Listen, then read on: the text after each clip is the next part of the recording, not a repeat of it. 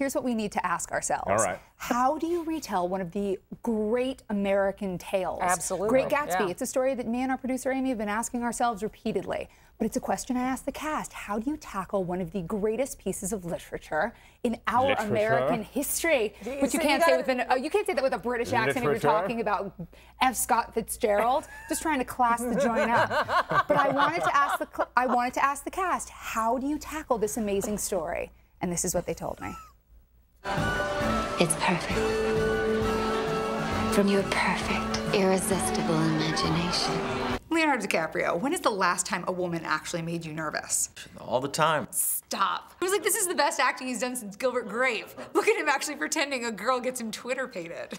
The truth is that, you know, in reading the novel again, we were really like detectives to try to figure out Fitzgerald's intent in some of those things, because I remember Gatsby as being this suave, debonair, cool character that, you know, has everything under control. But when you got to that sequence, all that stuff is really in the book. Fitzgerald wrote about the clock falling, him stuttering, him running out of the room when Daisy walks in, standing out in the rain, not being able to complete a sentence. And I'm certainly glad to see you as well. it was fun to rediscover the novel again and find all those nuances about Gatsby that I don't remember as a youth reading the book. Daisy tells me that you're over in West Ag, throwing your lot in with those social climbing, primitive new money types. My little shack's just a cardboard box at $80 a month. Your life is adorable. Do you ever feel like you're an outsider in an insular world?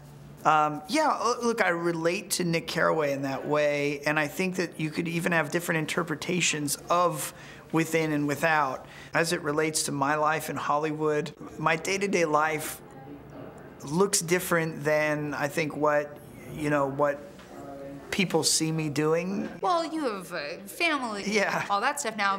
Hello. I remembered you lived next door. It's like an amusement park.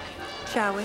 I really like that moment in the movie where Nick's at the party and sees himself within and without. The whole book is really like this kind of guy who gets sucked into this thing that he's really inside of, but also just observing the carelessness and the train wreck that's about to unfold over this one summer. You must be crazy. No old sport.